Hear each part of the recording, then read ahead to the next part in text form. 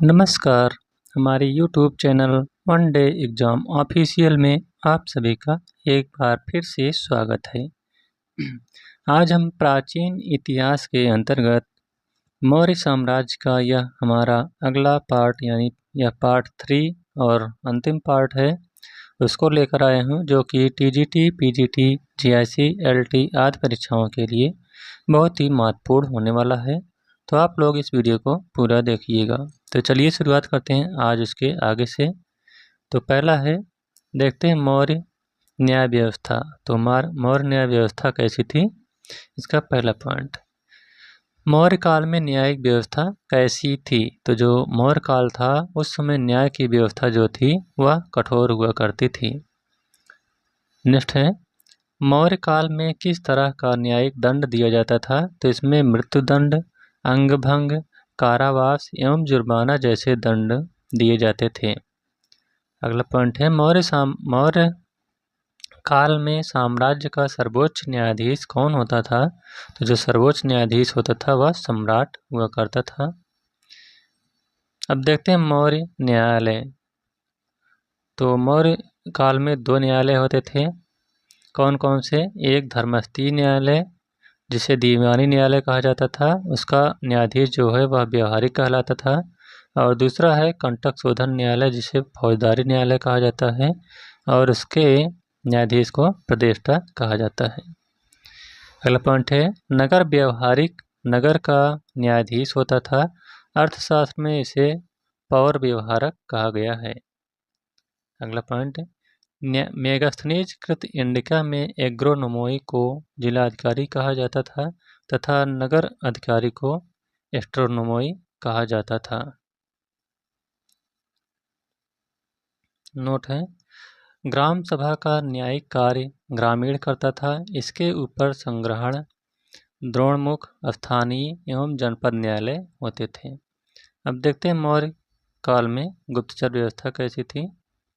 तो मौर्य काल में गुप्तचर विभाग एक पृथक अमात्य के अधीन रखा जाता था जिसे महामात्या सर्प कहा जाता था। गुप्तचरों को अर्थशास्त्र में गूढ़ पुरुष कहा गया है। अर्थशास्त्र में 2 प्रकार के गुप्तचरों का उल्लेख मिलता है। पहला है संस्था। संस्था क्या है? जो एक ही स्थान पर रहकर कार्य करते हैं, इसे संस्था कहते हैं। और दूसरा है संचरा, जो गुप्तचर भ्रमण करके गुप्त का कार्य करते थे, उन्हें संचरा कहा जाता है। मौर्य काल में गुप्तचर के अतिरिक्त शांति व्यवस्था बनाए रखने तथा अपराधों की रोकथाम के लिए पुलिस भी थी, जिसे अर्थशास्त्र में क्या कहा गया है? रक्षिण कहा गया है। यूनानी लेखकों द्वारा गुप्तचरों को निरीक्षक तथा ओवरसीयर्स कहा गया है। अब देखते हैं मौर्य काल में नगर प्रशासन। तो मौर्य युग में नगर का प्रशासन नगर पालिकाओं द्वारा चलाया जाता था। इसके लिए एक सभा होती थी जिसका प्रमुख नागरिक अथवा पुरमुख कहा जाता था। मेगास्थनीज ने इंडिका में पाटलिपुत्र के नगर परिषद की 5-5 समितियों वाली 6 समितियों का उल्लेख किया है। तो इसमें जो समितियां हैं 6, उनके एक समिति और उनके कार्य। तो जो प्रथम समिति होती थी, प्रथम समिति द्वारा उद्योग शिल्पों का निरीक्षण किया जाता था। द्वितीय समिति द्वारा विदेशी यात्रियों के भोजन, निवास तथा चिकित्सा का प्रबंध करती थी। तीसरी जो समिति थी यह जन्म मरण का लेखा जोखा रखती थी। चतुर्थ समिति यह व्यापार वाणिज्य का प्रबंध करती थी। और जो पंचम समिति थी, इसके द्वारा उद्योग निर्मित वस्तुओं के विक्रय पर निरीक्षण करती थी। और जो छठवीं समिति थी, उसके द्वारा क्रय विक्रय वस्तुओं पर कर वसूल किया जाता था। अब देखते हैं मौर्य काल में ग्राम प्रशासन। तो मौर्य काल में प्रशासन की सबसे छोटी इकाई जो है वह ग्राम कहलाती थी। और मौर्य काल में ग्राम प्रशासन के अध्यक्ष को ग्रामणी कहा जाता था। नेक्स्ट है, मौर्य काल में ग्राम सभा के कार्यालय का कार्य कौन सा अधिकारी करता था? तो यह गोप नामक अधिकारी करता था। नेक्स्ट है, मौर्यकालीन ग्राम प्रशासक की जानकारी किस अभिलेख से प्राप्त होती है? तो यह सोगौरा तथा महास्थान अभिलेख से प्राप्त होती है। अब देखते हैं मौर्यकालीन आर्थिक स्थिति। तो आर्थिक स्थिति कैसी थी? पहले इसमें देखते हैं कृषि। तो मौर्यकालीन अर्थव्यवस्था किस पर आधारित थी? तो यह कृषि पर आधारित थी। मौर्य काल में कृषि अर्थव्यवस्था को किस एक अन्य नाम से जाना जाता है? तो वह वार्ता के नाम से जाना जाता है। वहीं मौर्य काल के लोग किन फसलों का उत्पादन करते थे? तो ये लोग गेहूँ, जौ, चावल, चना, ईख, तिल, सरसों, मसूर और साग की खेती किया करते थे। वहीं अगर पशुओं की बात करें तो इसमें गाय, बैल, भेड़, बकरी, भैंस, गधा, ऊँट, सुअर, कुत्ता आदि जानवरों को पालन पालन करते थे। नेक्स्ट है, कौटिल्य ने भूमि के किन प्रकारों का वर्णन अपने अर्थशास्त्र में किया है? तो यह है कृष्ट यानी जुती हुई भूमि, और आकृष्ट यानी बिना जुती हुई भूमि, और स्थल यानी ऊंची भूमि का उल्लेख किया है। नेक्स्ट है, बहुत ही मोस्ट इम्पॉर्टेंट है, अदेव मात्रक किस प्रकार की भूमि थी? तो वह भूमि जिसमें बिना वर्षा के अच्छी खेती हो सके उसे अदेव मात्रक कहते हैं। अदेव मात्रक भूमि को क्या कहते हैं? जिसकी सिंचाई कृत्रिम साधनों से होती थी।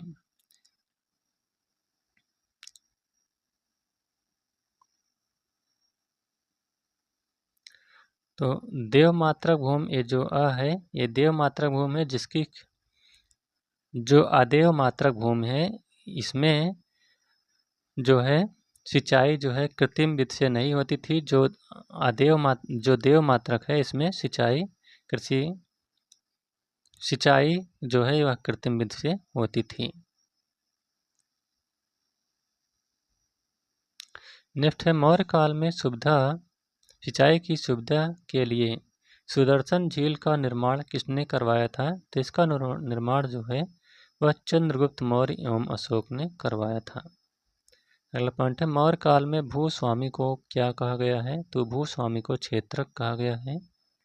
अगला पॉइंट है, मौर्य काल में दूसरे की भूमि पर कृषि कार्य करने वाले कृषक को क्या कहा जाता था? तो उसे काश्तकार कहा जाता था। नेक्स्ट पॉइंट है, मौर्य काल में कृषक के व्यक्तिगत भूमि से लिया जाने वाला कर क्या कहलाता था? तो वह भाग कहलाता था। अगला पॉइंट है, मौर्य काल में राजकीय भूमि से प्राप्त राजस्व क्या कहलाता था? तो यह सीता कहलाता था। और मौर्य काल में भूमि की जो दर थी वह 1 से लेकर 1/6 तक थी। मौर्य काल में राजकीय भूमि की देखरेख करने वाला प्रधान अधिकारी जो है वह सीता अध्यक्ष कहलाता था। और मौर्य काल में करों को एकत्र करना तथा आय व्यय का लेखा जोखा रखना यह समाहर्ता के द्वारा होता था। अब देखते हैं मौर्य काल के प्रमुख कर कौन कौन से हैं। तो जो सीता कर हुआ करता था यह राजकीय भूमि से प्राप्त होने वाली आय थी। भाग जो है यह उपज का हिस्सा हुआ करता था। हिरण यह नगद कर हुआ करता था। बलि यह भी राजस्व कर था। सेतुबंध या सिंचाई प्रबंध के लिए लिए जाने वाला कर था। बिष्ट जो है यह निःशुल्क श्रम बेगार था। प्रलय यह आपातकालीन कर था। प्रवेश यह आयात कर था। निष्क्राम्य यह निर्यात कर था। मौर्य काल में टैक्स छुपाने पर क्या दंड दिया जाता था? तो जो उस समय टैक्स छुपाते थे उन्हें मृत्युदंड दिया जाता था। अगला है, मौर्य काल में भाग एवं बल क्या था? तो यह एक राजस्व कर था। नेक्स्ट पॉइंट है, मौर्य काल में एग्रोनोमोई अधिकारी किस क्षेत्र से संबंधित था? तो यह मार्ग निर्माण से संबंधित था। अब देखते हैं मौर्य काल में एग्रोनोमोई अधिकारी का कार्य क्या क्या था। तो यह था राजस्व संग्रह करना, सिंचाई सुविधाओं का निरीक्षण करना, न्यायिक प्रशासन और भूमि की माप करना, सड़कों पर 10 स्टेडिया की दूरी पर पत्थर लगवाना तथा सड़कों के रखरखाव से संबंधित है। नेक्स्ट है, पंको 10 सनिरोधे मौर्य प्रशासन द्वारा लिया जाने वाला किस तरह का जुर्माना था? तो यह सड़क पर कीचड़ फैलाने वालों पर जुर्माना लिया जाता था। अब देखते हैं मौर्य काल में उद्योग एवं व्यापार। तो मौर्य काल में व्यापार वाणिज्य की स्थिति कैसी थी? तो इसकी स्थिति जो थी वह उन्नत स्थिति में था। वहीं पर मौर्य काल का प्रधान उद्योग क्या था? तो इस समय जो प्रधान उद्योग था वह था सूत कातना एवं कपड़ा बुनना। अगला पॉइंट है, मौर्य काल में सूती वस्त्र उद्योग के प्रमुख केंद्र कौन कौन से थे? तो ये हैं मदुरा, अपरांत, कलिंग, काशी, बंग और वत्स।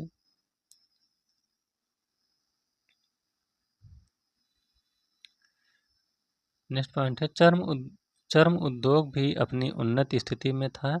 एरियन ने भारतीयों द्वारा श्वेत चमड़े के जूते पहने जाने का उल्लेख किया है।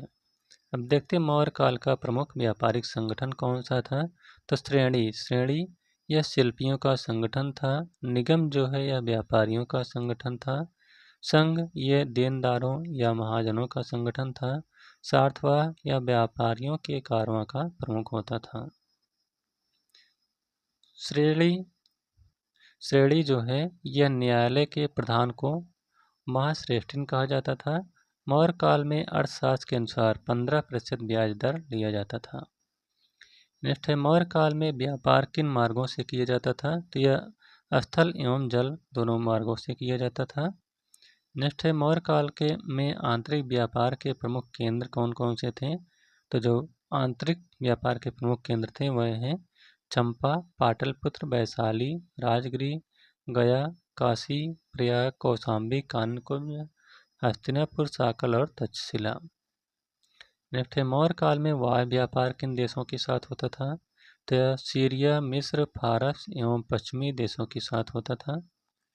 अगला है, मौर्य काल में व्यापार के लिए प्रमुख बंदरगाह कौन कौन से थे? तो यह था भृगुकच्छ बंदरगाह जो कि पश्चिमी भारत में था, और ताम्रलिप्ति बंदरगाह पूर्वी भारत में था।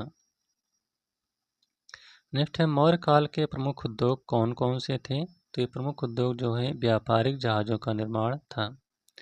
अगला पॉइंट है, मौर्य काल में स्थानीय एवं विदेशी वस्तुओं पर कितना मुनाफा कमा सकते थे?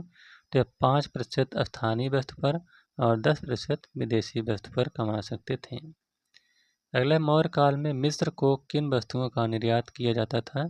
तो इसमें हाथी के दांत, कछुए, सीपियाँ, मोती, रंग, नील और लकड़ी का व्यापार किया जाता था।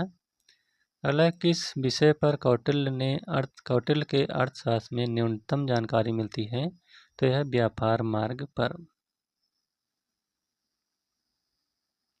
अब देखते हैं मौर्यकालीन व्यापारिक मार्ग। तो जो प्रथम मार्ग था उत्तरापथ, इसमें ताम्रलिप्त नामक बंदरगाह से पश्चिमोत्तर भारत में पुष्कलावती तक जाता था। इस मार्ग में पर चंपा, पाटलिपुत्र, वैशाली, राजगिरी, गया, काशी, प्रयाग जैसे नगर अवस्थित थे। ये ज़्यादा महत्वपूर्ण नहीं है, जो महत्वपूर्ण है हम उन्हीं को बता दे रहे हैं क्योंकि मेरी तबीयत अभी ठीक नहीं है। अब देखते हैं मौर्यकालीन मुद्रा व्यवस्था।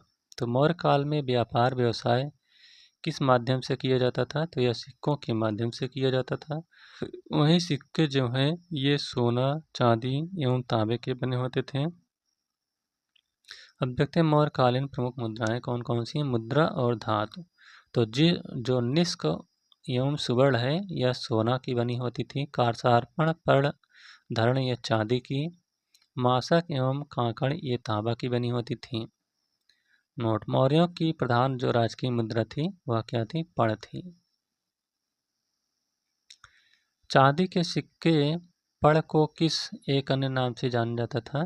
तो वह है रौप्य रूप। मौर्य काल में तांबे का सबसे छोटा सिक्का क्या कहलाता था? तो यह काकड़ कहलाता था।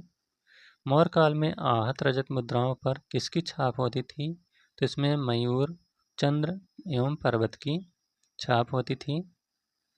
पर्ण यानी चांदी के सिक्के क्या वजन होता था? तो जो चांदी के सिक्के का वजन होता था यह 3 से 4 तोले के बराबर होता था।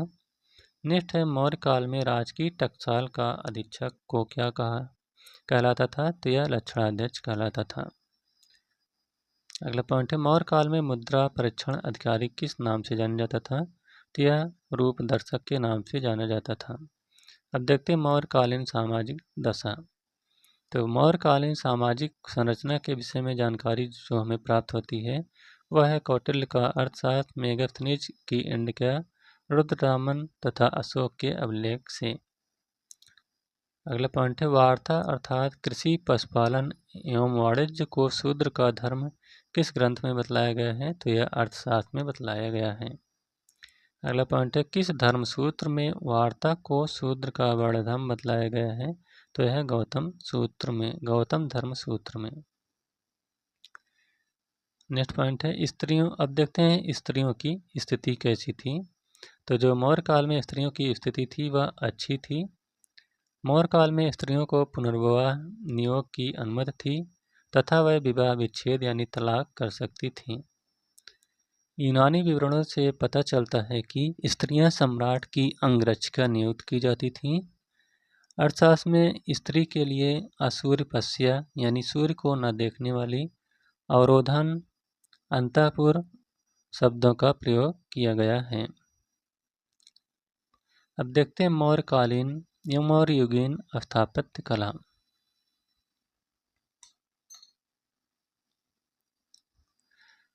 पाषाण गृह कला का सर्वप्रथम विकास किस राजवंश के अंतर्गत हुआ था? तो यह है मौर्य काल के अंतर्गत।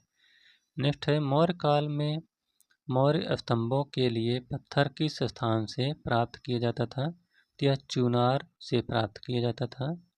अगला पत्थर को चमकाने की कला ऐसी पूर्णता तक पहुंच गई थी कि इसके लिए आधुनिक क्षमता से परे लुप्त कला हो जाने की बात कही जाती है। स्मिथ ने यह टिप्पणी किसकी कला के विषय में की थी? तो यह मौर्य कला के विषय में की थी।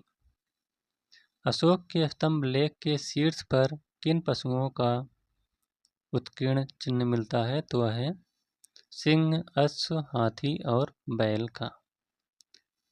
मौर्य काल से संबंधित कौन सी मूर्ति कलाएं हैं? तो वह है यक्षी, पालवाहक, हाथी धौली तथा रामपुरवा और रामपुरवा का साण शीर्ष स्तंभ। अब देखते हैं कुछ महत्वपूर्ण तथ्य। मौर्य कला को मुख्यतः कितने भागों में विभाजित किया जाता है? तो यह दो कला में विभाजित किया जाता है। कौन कौन सा? पहला है राजकीय कला जिसे दरबारी कला कहते हैं। तो इसके अंतर्गत राज्य द्वारा निर्मित स्मारक मिलते हैं जैसे राजप्रसाद, स्तंभ, गुहा, विहार और स्तूप। दूसरा है लोक कला। तो इसके अंतर्गत स्वतंत्र कलाकारों द्वारा लोक रुचि की वस्तुओं का निर्माण किया गया है जैसे यक्ष, यक्षिणी की मूर्तियाँ तथा मिट्टी की मूर्तियाँ। अब देखते हैं मौर्य स्थापत्य की विशेषता। तो निर्माण कार्य में पत्थरों को तराश कर प्रयोग किया जाता था। लौह अयस्कों का सधा हुआ प्रयोग किया जाता था। चकमक या पालिश का प्रयोग किया जाता था और राजप्रसाद जो है यह लकड़ी का प्रयोग किया जाता था, यानी लकड़ी इसमें प्रयोग की जाती थी। परखम यानी मथुरा उत्तर प्रदेश से यक्ष की मूर्ति मौर्य कला की विशिष्ट उदाहरण है। अब देखते हैं मौर्य स्तंभों के शीर्ष पर आकृतियाँ। तो जो बसाड़ सिंह शीर्ष स्तंभ, संकिसा गज शीर्ष स्तंभ, रामपुरवा वृष शीर्ष स्तंभ, लौरिया नंदनगढ़ सिंह शीर्ष स्तंभ, रामपुरवा सिंह शीर्ष स्तंभ, सांची चतुर सिंह शीर्ष स्तंभ और सारनाथ में चतुर सिंह स्तंभ। अब देखते हैं मौर्ययुगीन भाषा एवं साहित्य। तो जो मौर्य काल में जनसाधारण की भाषा थी वह पाली थी। इसके अलावा अशोक ने अपने अभिलेखों को जो उत्कीर्ण कराई थी, एक भाषा और दूसरी वह थी प्राकृत। अगला पॉइंट है मौर्य काल में शिक्षा का सर्वाधिक प्रसिद्ध स्थल कौन सा था? तो वह है तक्षशिला।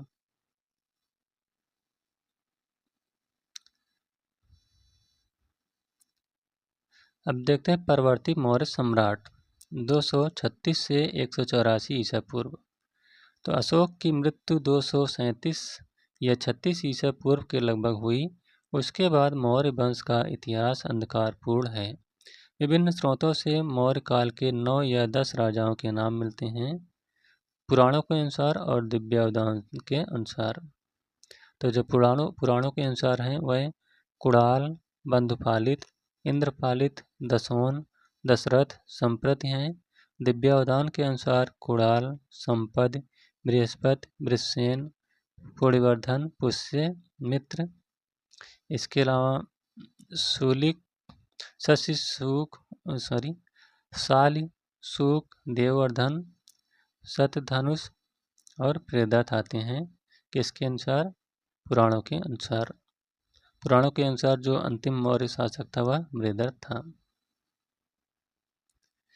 किस परवर्ती मौर्य शासक को जैन धर्म का संरक्षक कहा गया है? तो वह है दशरथ को। नेक्स्ट पॉइंट है, परवर्ती सम्राट दशरथ ने किस स्थान पर आजीविकों के लिए गुफाएं निर्मित करवाई थी? तो वह है नागार्जुन पहाड़ी पर, जो कि बिहार के गया जनपद में है। अगला है, परवर्ती मौर्य सम्राट शालीशुक की उपाधि क्या थी? तो इसकी उपाधि जो है वह सुबकसेन की थी। पुराणों के अनुसार मौर्य वंश का अंतिम शासक प्रियदत्त को बताया गया है।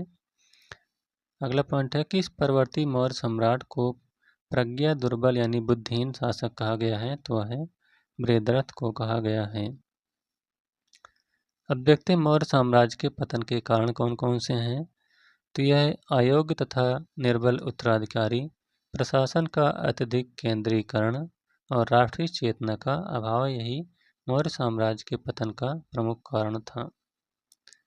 अब देखते हैं क्लासिकल लेखों का कालानुक्रम। तो एरियन, स्ट्रैबो, प्लिनी और टालमी ये सब आते हैं। नेक्स्ट है, मौर्य शासन काल में पिंड कर किस प्रकार का कर था? तो यह 1 ग्राम से संयुक्त रूप से संग्रहित कर था। अभी इसमें से और जो मोस्ट इम्पॉर्टेंट है मैं इनको लेकर आता हूँ। मौर्य काल में किस पुस्तक में जहाज निर्माण व नाविक गतिविधियों का वर्णन मिलता है? तो यह मेगास्थनीज की इंडिका में मिलता है। अगला पॉइंट है, प्राचीन भारत में कौन सा व्यापारिक मार्ग सबसे लंबा था? तो वह है तक्षशिला से ताम्रलिप्ति तक बंदरगाह। अगला पॉइंट है, मौर्य काल में गुप्तचर व्यवस्था का प्रथम विस्तृत विवरण किस ग्रंथ में मिलता है? तो यह अर्थशास्त्र में मिलता है। अगला पॉइंट है, किसका कथन है कि मौर्य काल में जहाज रानी पर राज्य का एकाधिकार था? तो वह कौटिल्य का। तो इस प्रकार से मौर्य साम्राज्य का यह वीडियो यहीं पर समाप्त होता हुआ। यह वीडियो आपको कैसा लगा? अगर अच्छा लगा हो तो वीडियो को लाइक, शेयर और चैनल को सब्सक्राइब करिएगा। Thank you.